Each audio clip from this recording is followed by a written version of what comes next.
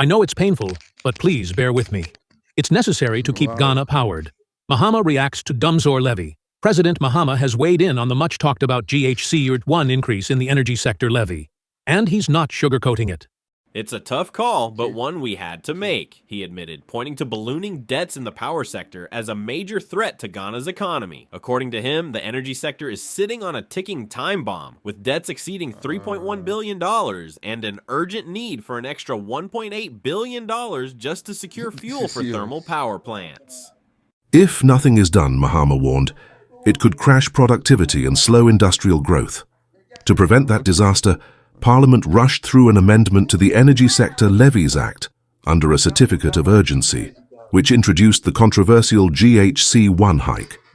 Mahama says the expected GHC 5.7 billion annual revenue will be locked into clearing energy debts and ensuring a steady power supply. Not a single cedi will go into the consolidated fund, he stressed. This fund will be audited and made public. We're keeping it clean. The president was quick to calm fears about price hikes, saying the strengthening of the cedi should shield fuel prices at the pump, at least for now. We know this isn't easy for Ghanaians, he said, but we had to make a move to protect the power sector. You know, the Dumsor levy will help Ghana to solve a lot of problems when it gets to the power supply. This Dumsor levy is not anything huge. Some political party should frown on. It is for our own benefits, and the president has come out clearly to tell us what this Dumsor levy is going to do, what it's going to do for the country.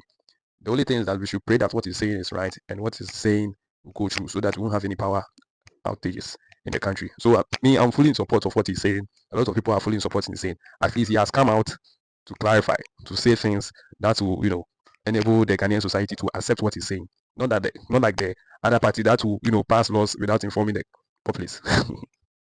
Don't force a sick man home to satisfy public opinion, Martin Amidu tells OSP. Former Special Prosecutor Martin Amidu has cautioned the current OSP and the Mahama administration against any hasty attempt to compel former Finance Minister Ken Ofori-Atta to return to Ghana for prosecution, despite reportedly battling a life-threatening illness. Martin Amidu referenced what he described as the folly of the John Agyekum Kufuor administration. The former OSP recounted how a gravely ill Victor Salormi, a former deputy finance minister, was forced to return home, only to be arrested, tried, and later pass away after receiving a pardon in his last days. In an open letter, Amidu warned, the folly of the John Agyekum Kufuor government with Nana Akufo-Addo as the then Attorney General must not be repeated under an NDC government, should there be unambiguous evidence that Ken Ofori-Atta has a life-threatening illness for which he needs medical attention abroad. He noted that the former minister must still be accorded his constitutional rights, including access to proper medical care and a fair trial. He stated, I believe that Ken Ofori-Atta would like to put himself upon the Republic of Ghana for trial for the Republic to prove his guilt beyond a reasonable doubt.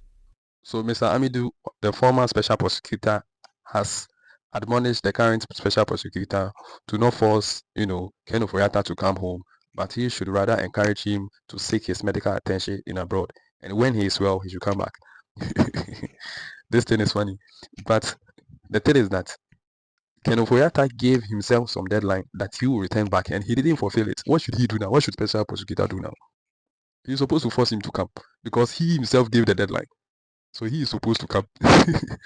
By the way, I think special prosecutor is doing a good work, and with time, Ken Ofori-Atta, the former finance minister of Ghana, will come and answer to the call. Special prosecutor is, Freeze Ken Ofori-Atta's assets, and it will force him back to Ghana. Oliver Barker-Vormawor tells OSP youth advocate Oliver Barker-Vormawor has called on the Office of the Special Prosecutor to freeze the assets of former Finance Minister Ken Ofori-Atta. This comes after the failure of Mr. Ofori-Atta to appear before the OSP after he was given a June 2nd deadline. At the time of this publication, the OSP has since redeclared that Ken Ofori-Atta is currently wanted and a fugitive from justice. However, Oliver Barker-Vormawor has urged that other stringent measures be taken to force Ken Ofori-Atta back into the country. According to him, steps must be taken to freeze the assets of the former finance minister, and extradition processes should start as soon as possible. He made this known in a post shared on social media. He said, if the OSP does not immediately commence extradition proceedings against Ken Ofori-Atta, If he doesn't seek the freeze and seizure of Ken's assets, then he, the OSP, is our entire problem. This one is on him. Whether they are going to freeze his account, they are going to take some measures to bring him back. The only thing is that he should just return quietly, and come and answer to what special prosecutor wants him to answer for. And that is it. And with the freezing of his account, seizing some of his properties and some of the measures that can, drag him or bring him back to the country to come and answer. So it's normal. It's normal. These things have been happening all over the world, where someone who has been placed on the red notice of Interpol, face a lot of charges, face a lot of backlashes, and this is one of them. So freezing the account is one of them. It's normal.